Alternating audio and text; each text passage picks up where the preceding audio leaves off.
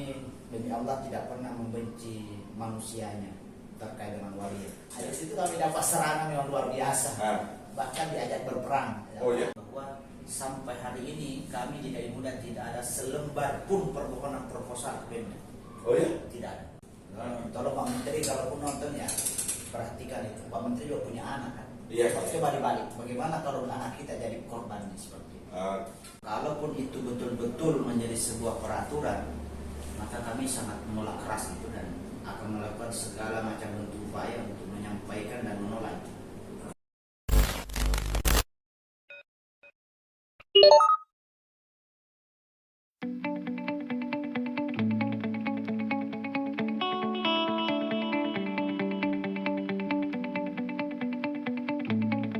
Assalamualaikum warahmatullahi wabarakatuh.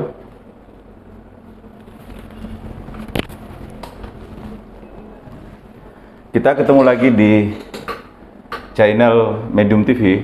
Seperti biasanya kita akan ngobrol santai, mengupas, membahas, dan ngobrolin soal kondisi pemerintahan, hukum, politik, sosial, budaya, dan keagamaan. Kali ini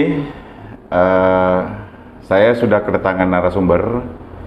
Beliau adalah seorang tokoh muda, tokoh agama di Kabupaten Bulukumba. Saya sudah bersama Ustadz Ikhwan Bahar. Beliau adalah Ketua Dai Muda Kabupaten Bulukumba. Assalamualaikum warahmatullahi wabarakatuh, Pak Ustadz. Ya. Waalaikumsalam warahmatullahi wabarakatuh. Ya, sehat? Alhamdulillah. Iya, alhamdulillah. Itu yang penting, Pak Ustadz. Iya, betul. Pak Ustadz, seperti biasanya kita di channel Medium TV ngobrol santai sambil mengupas isu-isu dan informasi sambil berbagi cerita kepada masyarakat Kabupaten Bulukumba khususnya dan Sulawesi Selatan dan Indonesia pada umumnya. Sambil ngopi ya? Sambil ngopi. Sebentar kopinya. Ya? Sebentar kopinya. Sebentar kopinya dihadirkan. Ya, siap. Kali ini saya coba mengangkat tema. Ya. Tema obrolan kita hari ini adalah eksistensi Dai Muda menjawab fenomena sosial keagamaan di Bulukumba. Ya. Jadi sebelum kita ngobrol panjang, Pak Ustadz, mungkin Pak Ustadz bisa berbagi cerita atau menjelaskan kepada masyarakat Bulukumba dan Sulawesi Selatan dan Indonesia pada umumnya apa saja program-program dan konsen Dai Muda secara detail. Silakan, Pak Ustadz. Ya, baik. Para penonton sekalian yang saya hormati, terkait dengan Dai Muda ini memang dari akte pendirian, ya, karena kan berdirinya pada 2016, tapi nanti legalitasnya itu secara formal di 2017. Oh, iya, dalam akte pendiriannya memang kita termaktub itu adalah dakwah dan sosial kemasyarakatan. Dakwah dan sosial kemasyarakatan. Iya, jadi lebih banyak fokus pada sisi-sisi dakwah. Ya. Oleh karena itu di Dai Muda boleh dikata ini adalah lembaga yang di dalamnya orangnya gado-gado. Gado-gado maksudnya? Gado-gado maksudnya dengan latar belakang teman-teman yang berbeda-beda. Oh, begitu. Kami disatukan dalam sebuah lembaga, ada NU, Muhammadiyah, Wahda, dan segala macamnya. Dan bahkan jamaah tablik, teman-teman tablik, kami tidak mengedepankan persoalan khilafiyah. Oh iya. Kami fokus pada perkara dakwah dan bagaimana mensyiarkan Islam. Oke. Seperti itu model awal dan langkah awal berdirinya ini Majelis Dai Muda Kabupaten Bulukumba. Oh, begitu. Pak Ustadz, sejak kapan Dai Muda hadir di Bulukumba secara kelembagaan? Sebenarnya ini kalau jujur itu yang ditanyakan saya agak tersenyum. Kenapa? Karena langkah awalnya itu mereka para inisiator Dai Muda dilandasi oleh dua hal. Pertama, kami kan sebagian pengurus ini adalah orang dari pengurus MUI, Majelis Ulama Indonesia. Cuman karena memang MUI itu secara kelembagaan tidak terlalu banyak membuat kegiatan karena dia hanya sebagai brand ya, pemersatu umat, maka eksekutornya adalah dai muda. Embrio daripada MUI itu adalah dai muda. Makanya ketua dewan pembina kami itu adalah ketua MUI. Otomatis itu? Ya, otomatis. Itu. Nah, yang kedua, kenapa berdiri dai muda? Dulu memang awalnya kami sering ngumpul-ngumpul habis pulang-pulang ceramah, ketemu di warkop, ketemu Ustadz Andi Armayadi, Ustadz Samsin dan seterusnya. Loh, kenapa kita daripada selalu baku teriak-teriak, isi di sini kosong di sini siapa bisa? Mending kita buat lembaga. Diorganisir. Ya, akhirnya diorganisir. Iya. Awalnya seperti itu. Iya. Ya, awalnya sih sebenarnya teks di situ tidak langsung lembaga, tapi grup dulu. Grup ya. Tapi karena kami pusing nama grupnya apa. Iya betul. Masa kita mau bilang MUI, dan sudah ada MUI. Akhirnya dibuatlah gini aja, dai muda saja. Ya. Nanti belakangan baru dicari nama yang cocok, barulah kemudian muncul majelis. Karena kan Majelis Ulama Indonesia kali ini Majelis Dai Muda. Nah begitu itu awalnya itu. Akhirnya begitu terkumpul banyak antusias teman-teman bergabung, saya bilang lebih baik dibuat lembaga ini. Akhirnya kami buatlah pada 2017 itu. 2017. Dan sudah terdaftar di secara hukum dan di Kes Bampol juga sudah. Kami ikut punya akte ada pendirian, akte notaris yang sudah terdaftar di Menkumham. Ada. Oke, jadi secara lembaga dai muda ini baru ada di Bulukumba.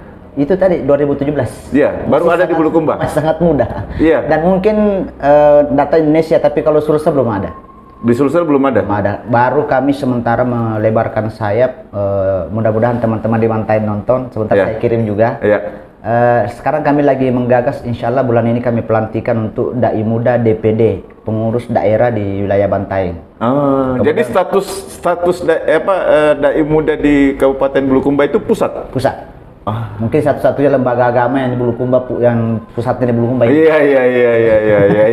Menarik. Jadi dai muda ini digagas oleh teman-teman dai muda gitu kan. Keresahannya dari awal bahwa saling telepon-teleponan, teriak-teriakan, isi di situ. Kami gitu.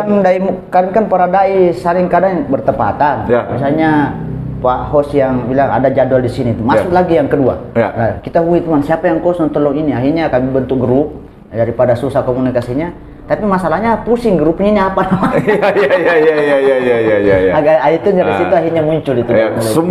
Muncul ide bahwa dilembagakan ini dikonsolidasikan menjadi lembaga namanya dai muda. Dan tadi makanya saya senyum karena saya tidak pernah bermimpi bahwa akan sebesar ini dai muda.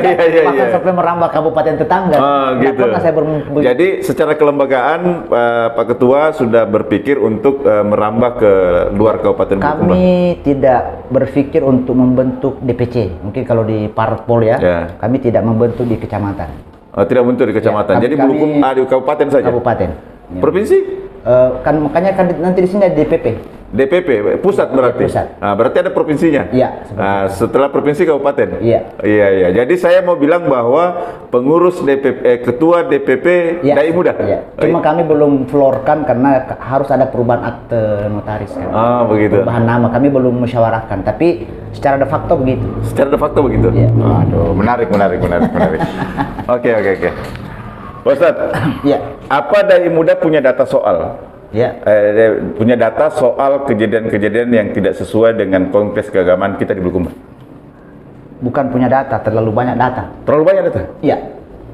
Dan itu saya tidak mengecilkan lembaga lain dan membesarkan dai muda ya, tapi salah satu yang menjadi power untuk menahan ini gejolak permasalahan keagamaan di Kabupaten Bulukumba, salah satunya adalah dai muda. Kami sangat merasakan itu ketika masyarakat kita dengan kultur keagamaan yang harusnya kental dengan ada perda keagamaan, tapi justru di lain pihak ada orang-orang tertentu yang seenaknya memasukkan program-program kegiatan-kegiatan yang bertentangan dengan nilai syariat. Dan itu kami tolak. Dan itu fakta terjadi di Bulukumba? Dan kami sering mendapatkan teror kalau itu kami lawan. Oh ya? Ya, bukan sekali dua kali, terlalu sering. Waduh, ternyata banyak dinamika juga yang dihadapi. Bisa nanti teman-teman membrowsing di media sosial atau di Google terkait dengan contoh dulu awal-awal itu kami berdiri ada penolakan Digi. DJ Seksi yang Oh iya iya iya. mungkin diingat ya. DJ Seksi. Bahkan kalau tidak salah informasi yang DJ-nya itu sudah ada yang nginap di Bira, tapi kami tolak untuk tampil, akhirnya batal. Batal. Dan kami mendapat perlawanan keras dari orang-orang yang berkontribusi yang pro dengan itu.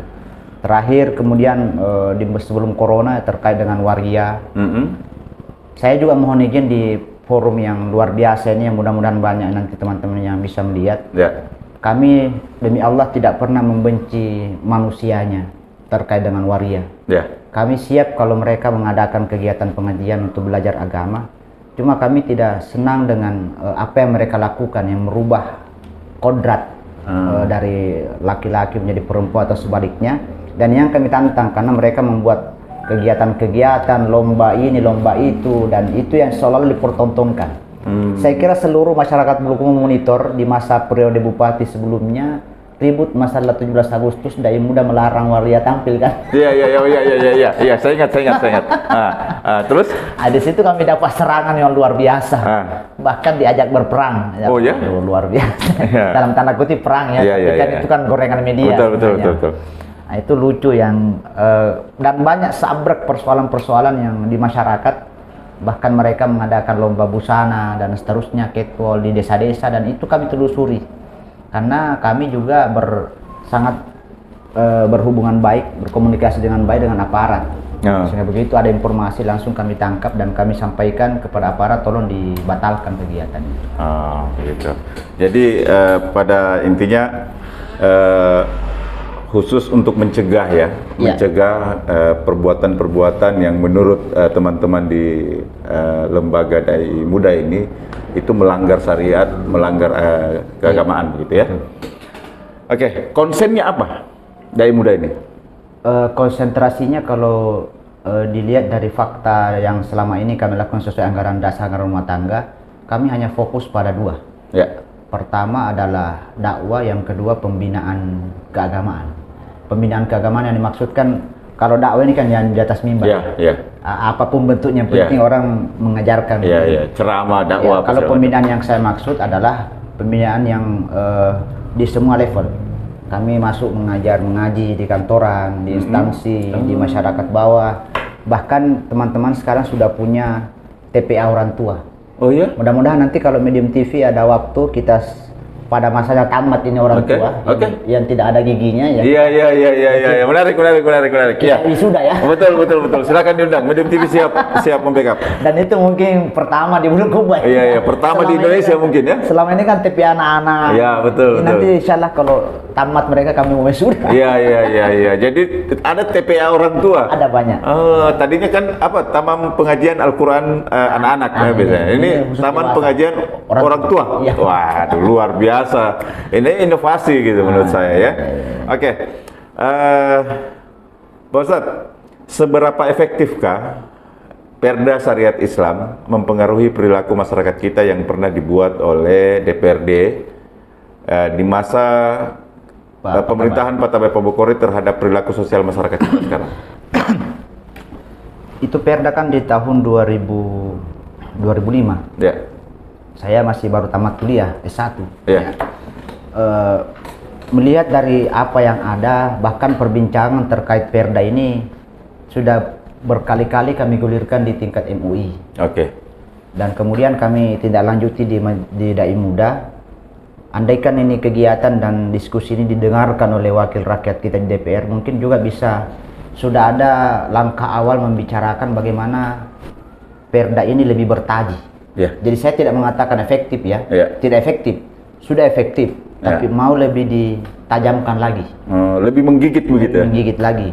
Kenapa? Karena Perda ini kan kalau ditelusuri semuanya isi-isinya hampir boleh dikata tidak ada sanksi. Sementara kan masyarakat paham bahwa aturan tanpa sanksi apa gunanya? Iya kan? Oh, jadi di Perda itu sebenarnya cuma aturan yang ada tapi sanksinya tidak ada. Latar belakang munculnya dulu kan di masa Pak Patabai kan di kota ini dulu ada Kacando, Bidosto dan segala macam. Sehingga salah satu cara merangkul masyarakat dengan nuansa keagamaan itu, dan itu berhasil di masa Pak Patabai. Membangun pondasi awal keagamaan dengan Perda. Nah, ketika dunia zaman berkembang, kan harusnya juga lebih, termasuk dalam hal ini masuk di dalam dulu kan hanya minuman keras. Sekarang orang jarang minuman keras, tapi narkoba mungkin bisa diperkuat di situ. Dan tidak ada item di situ kan? Tidak diatur di perda itu. Jadi kami kalau dikatakan efektif sudah efektif, tapi mungkin perlu revisi. Perlu direvisi ya, di adendum, di amandemen begitu ya? Iya. Seperti itu kira-kira bahasanya. Jadi harusnya mengikuti perkembangan begitu ya, betul. perda ini. Oke, ini perda sebenarnya perda keagamaan atau perda syariat Islam? Sebenarnya ini yang tidak tepat ungkapan masyarakat. Kita selalu bilang perda syariat Islam. Tapi yang termaktub dalam perda itu perda keagamaan. Perda keagamaan. Ya kalau syariat Islam yang dimaksud itu adalah hukum rajam, tangan, itu yang di Aceh. Jadi lebih tepatnya bahwa perda yang ada sekarang ini bukan perda syariat Islam, tapi perda keagamaan. Perda keagamaan, memperkuat syariat agama yang ada. Iya. Oke. Pak Ustadz, apa daya muda merasakan bahwa masyarakat kita di Bulukumba ada beberapa entitas masyarakat kita yang menjalankan kehidupan sosial yang tidak menyadarkan lagi pada paradigma keagamaan atau keislaman yang sesuai dengan Al-Quran dan hadis? Fenomena itu lebih cenderung dilakukan oleh anak-anak muda di masa milenial ya, Ustaz. Oh ya? Kenapa? Karena mereka lebih banyak berkiblat ke internet dan YouTube, Google. Oke. Ya.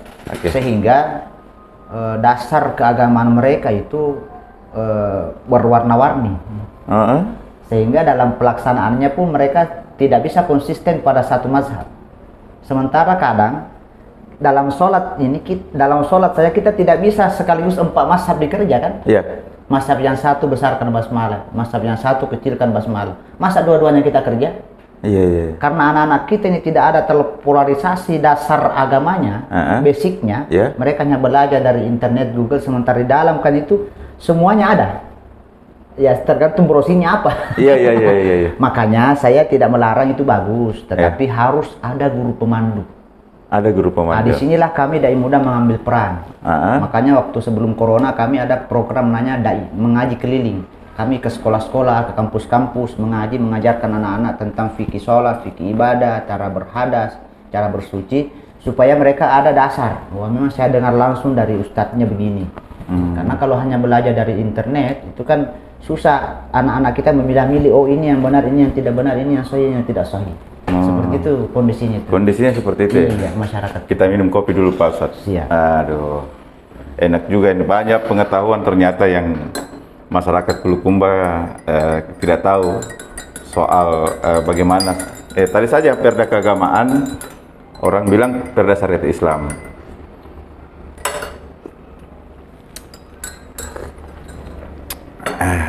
Perda itu ada 4 isinya. Dan substansinya. Dan saya berharap mudah-mudahan setelah diskusi ini Medium TV bisa menindaklanjuti dan menjadi sarana amal jariah, minimal mengundang wakil rakyat untuk juga berbicara terkait ini di sini. Oke. Nanti kita undang. Ada tindak lanjutnya. Ya, kita undang teman-teman di DPR dan kita panelkan dengan dai bakti Ustadz teman-teman di terus di NU dan Muhammadiyah. Oke. Ustadz, bagaimana pengamatan dai muda soal fenomena sosial kita? Misalnya, ada anak-anak muda bunuh diri, seorang ayah melecehkan anaknya secara seksual, dan baru-baru ini ada sekelompok pemuda menyerang orang yang tidak berkebangsaan. Apakah dai muda tidak merasa bertanggung jawab atas hal ini? Kalau sebelum itu ditanyakan, sebenarnya kami sudah sangat memahami karakter itu, karena jujur Pak, selain di kantor kejaksaan, pengadilan, dan beberapa kantor, kami juga ada MOU untuk pengajian rutin dua kali sebulan di lapas. Dan kami, kalau tadi Bapak mungkin hanya melihat dari fakta sosial di lapangan, dari berita, kami setelah mereka ditangkap, kami kasih mengaji di dalam. Oh, iya, begitu.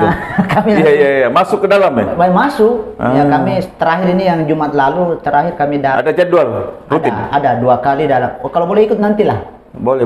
Boleh ikut, karena kalau datang sendiri tidak mungkin bisa. Iya, nanti di Medium TV yang ngikut ya. Kalau ngikut sama kami bisa. Tapi ada jadwal regulernya? Ada. 2 kali sebulan, 1 Jumat antaranya. Oh, 2 kali sebulan, 1 Jumat antaranya? Iya. Ya. Jadi kami kadang habis kasih mengaji ini, terakhir waktu yang dulu ada tuh anak muda membunuh neneknya karena minta uang pembeli bensin daerah Kasimpura. Ya. Itu juga kami dapat di dalam. Tato badannya kan. Saya habis mengaji, saya tanya-tanya, kenapa begini deh? Baru dia menyesal, oh, saya ini. Nah, disinilah kami merasa sedih dan mengambil inisiatif untuk mengadakan banyak kegiatan-kegiatan keagamaan khususnya bagi kalangan pemuda. Maka kami di Dai Muda itu ada namanya pelatihan dai. Ada pelatihan dai? Iya, pelatihan dai, tapi kalau Pak Hos tidak bisa ikut lagi karena sudah tidak. Iya. Oke. Yang bisa ikut hanya pelajar mahasiswa. Pelajar mahasiswa. Nah, itu salah satu cara kami. Prihatinnya tidak hanya ucapan ya. Berapa umurnya maksimal? Maksimal itu kelas sampai kuliah. Ya, kuliah? Iya, kuliah. Oh. Kuliah. Jadi kalau sudah wisuda sudah tidak bisa? Bisa lagi. Ya, karena mereka biasanya Jadi semester 1, semester 2 masih bisa? Iya, orientasi kalau orang semester akhir saya sudah biasanya orientasinya itu selesai kerja. Iya. Ini kami bina ini yang dari SMA sampai semester awal. Oh, jadi mulai dari SMA? Iya. SMP belum? Belum. Oh. Apalagi kan kebetulan saya juga ngajar di Setia Al-Ghazali dan di Stikes. Ya. Makanya mahasiswa baru biasanya kami masukkan. Gitu. Nah, efeknya apa? Alhamdulillah kebentuk keprihatinan kami dengan kondisi yang ada fenomena sosial, banyak anak-anak muda yang sudah mulai putar haluan. Yang selama ini tidak tahu ngaji, sudah pintar ngaji, bahkan sudah belajar ceramah dan seterusnya. Itu kalau misalkan ada yang kami latih 20, nah ada tersisa 1, sudah syukur alhamdulillah lah. Yang bisa jadi dai. Makanya kami prinsipnya dakwah ini harus berkelanjutan. Ya, saya, Ustadz Abdul Somad, Ustadz Dasat tidak selamanya bisa. Harus ada regenerasi ya. Dakwah. Makanya kami melatih dai-dai yang muda-muda ini. Iya. Seperti itu bentuk. Jadi tujuan teman-teman di Dai Muda ini mengkader regenerasi selanjutnya menjadi dai-dai muda. Ada satu yang perlu menjadi garis bawah. Kadang-kadang kita, mohon maaf ya, bukan di kalangan dai Bulukumba ya, tapi contoh. Biasa banyak orang tidak mau kalau banyak penjual karena ada banyak saingan. Ya. Banyak saingan. Ya. Banyak penjual. Kalau kami tidak. Makin banyak dai makin bagus. Lahirkan semakin banyak dai.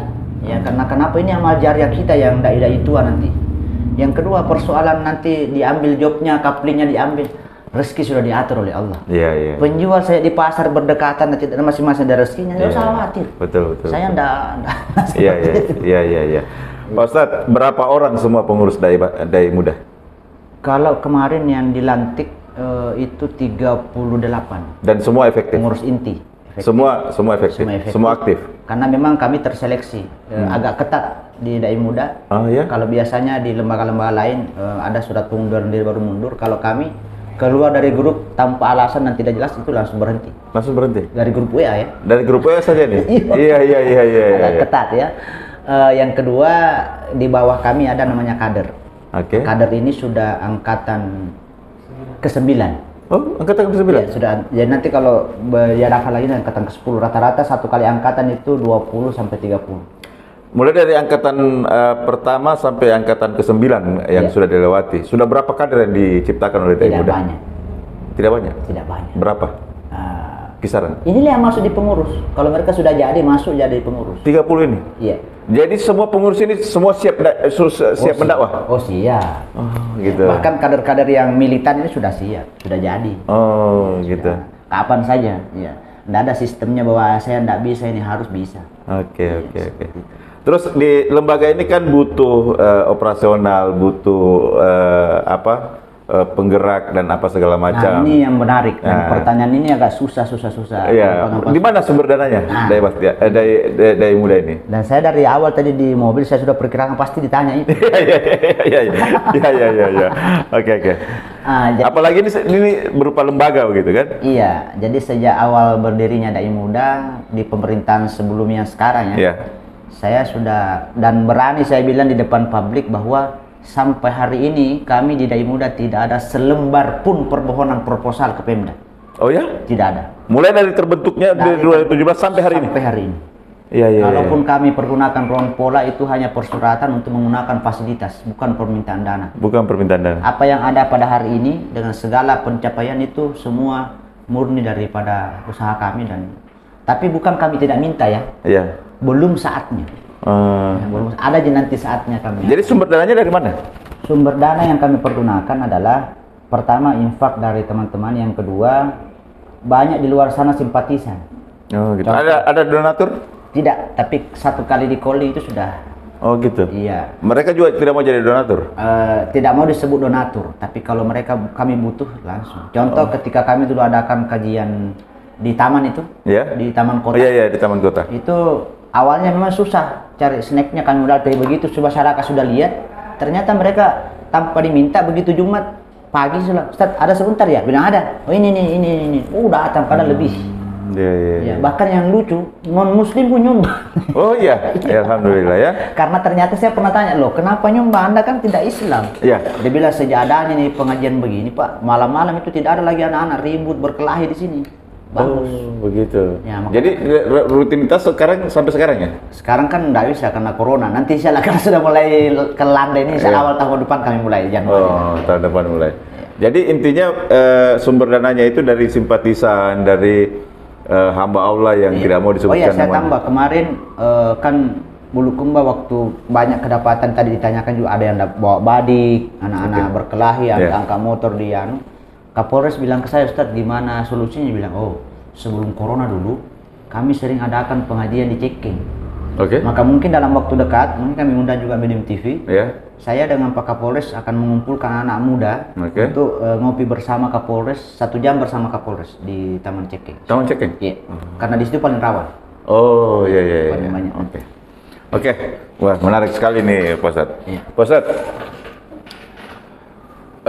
Pak Ketua ini kan latar belakangnya juga tadi sudah disinggung seorang dosen. Ya.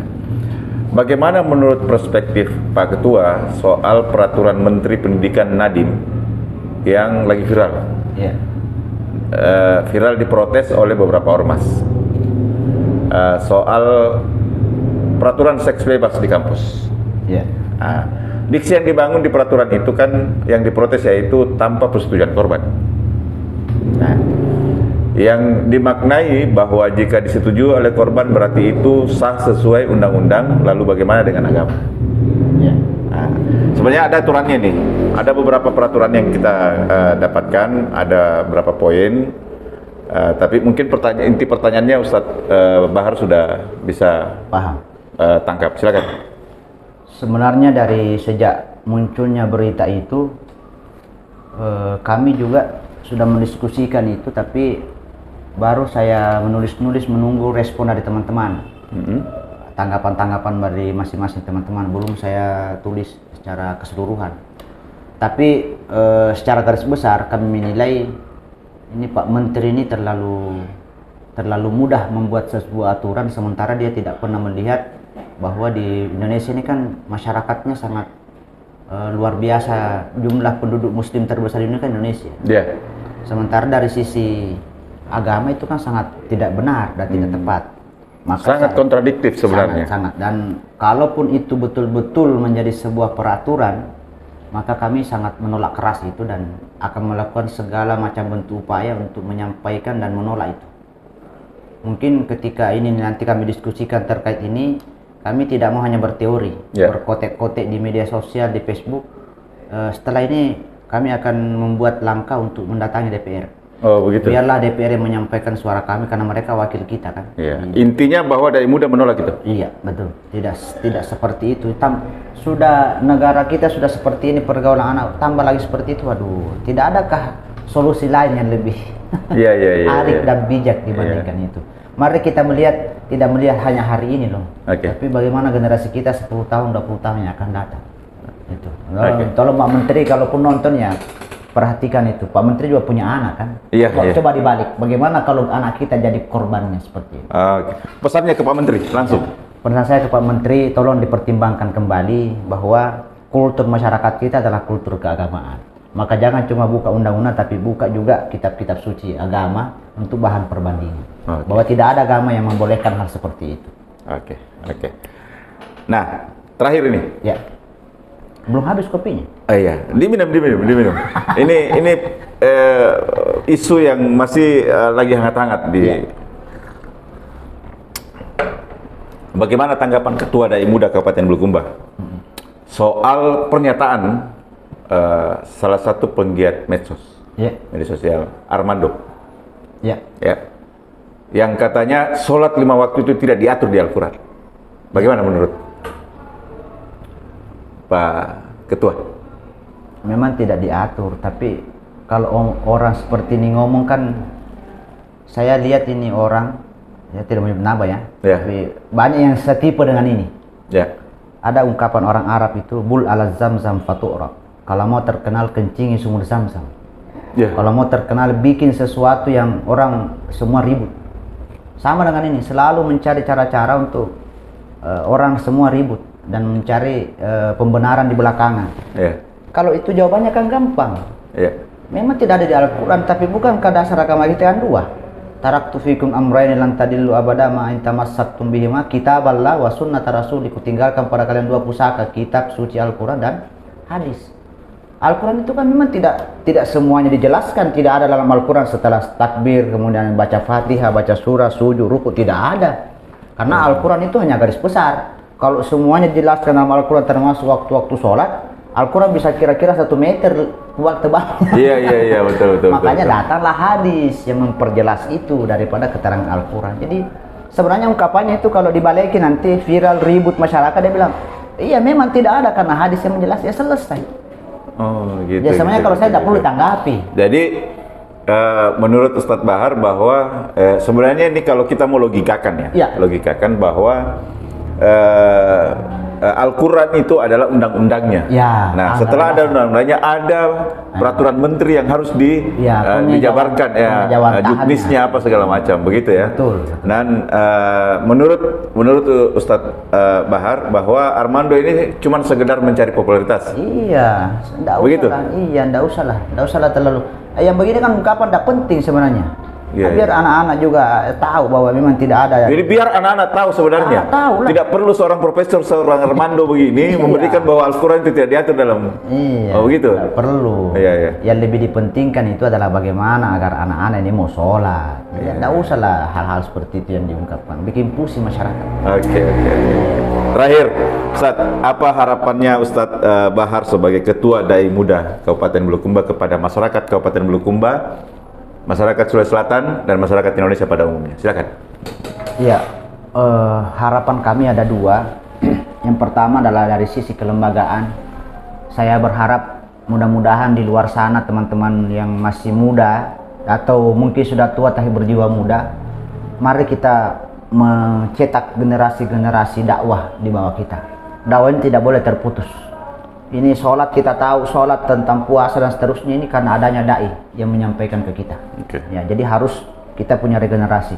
Kawan-kawan mungkin sudah populer, terkenal, tapi tidak cukup di situ. Harus punya regenerasi di bawah kita. Yang kedua, kepada para orang tua aku semua yang menonton acara ini, bahwa untuk berbuat bagi agama tidak boleh hanya kita sendiri yang selamat. Ya, lihat pada anak-anak kita. Ku ampusakum wahlikum nara, jaga dirimu dan keluargamu. Kalau diri kita sudah baik, pertanyaan kedua bagaimana anak keluarga kita. Maka salah satu cara mengarahkan anak-anak kita, berikan mereka modal dan dasar dalam keagamaan supaya mereka besok lusa bisa ada filter dalam pergaulan, apalagi di era sekarang yang luar biasa pengaruhnya. Itu 2 harapan kami kepada para dai dan kepada para orang tua. Kepada pemerintah dan DPR. Ya, kepada pemerintah dan DPR, mudah-mudahan di Indonesia ini tidak banyak daerah yang punya perda. Mari kita sama-sama perkuat kembali. Kalau memang memungkinkan untuk direvisi, mari kita revisi kembali. Kemudian kita sosialisasikan sama-sama kepada masyarakat, karena ini menjadi ranahnya pemerintah. Nabi menyatakan, man ra'a minkum munkaran falyughayyir biyadihi. Siapa yang melihat kemungkaran, dosa banyak, perilaku maksiat, robah dengan kekuatan. Yang punya kekuatan itu pemerintah. Maka dengan tanda tangan, dengan aturan, dengan undang-undang, dengan perda, silahkan pemerintah yang punya. Nah, yang kedua, wabilisani, dengan lidah. Inilah bagian kami. Untuk menyampaikan ke masyarakat. Yang ketiga, wabiqalbi, dengan hati. Ya, inilah masyarakat yang di bawah. Oleh karena itu, mari bersinergi sesuai dengan kemampuan untuk sama-sama membangun agamanya Allah Subhanahu wa Ta'ala. Amin. Terima kasih Pak Ketua sudah bersedia datang di studio Medium TV berbagi cerita kepada masyarakat Kabupaten Bulukumba. Sulawesi Selatan dan Indonesia pada umumnya. Sekali lagi terima kasih Ustadz. Kita sudah ngobrol panjang dengan Ustadz Ikhwan Bahar. Beliau adalah ketua DPP Dai Muda, ya, Dai Muda. Saya tidak tahu, mungkin di belakangnya nanti akan ditambah Indonesia, Dai Muda Indonesia. Tapi sampai hari ini masih Dai Muda, tapi statusnya DPP. Ada beberapa yang saya harus garis bawahi. Pertama, teman-teman di Dai Muda betul-betul ikhlas bekerja, mengerjakan dakwah tanpa mengenal label. Mereka tidak mengenal apa latar belakang keyakinannya, ada NU, ada Wahda atau Muhammadiyah apa segala macam. Yang jelas mereka berkomitmen bahwa mereka menyebarkan kebaikan lewat dakwah. Itu pertama. Kedua, pendapat Ustadz Bahar sebagai ketua Dai Muda menolak keras rencana Pak Menteri Pendidikan untuk mensahkan pernyataannya yang kemarin-kemarin yang lagi viral. Kedua, soal pernyataan Armando, ya sudahlah, biar anak-anak tahu kalau memang sholat 5 waktu itu tidak diatur di Al-Quran. Tapi ada agama Islam itu harus mempercayai dua, Al-Quran dan hadis. Terakhir, pesan Ustadz Bahar untuk para orang tua, jangki berpikir diri sendiri untuk dunia tak, pikir ki untuk keluarga tak dan anak tak. Sebaik-baik manusia adalah manusia yang bermanfaat bagi orang banyak. Assalamualaikum warahmatullahi wabarakatuh. Kita akan ketemu lagi di narasumber yang berbeda dengan isu yang berbeda. Assalamualaikum warahmatullahi wabarakatuh. Waalaikumsalam.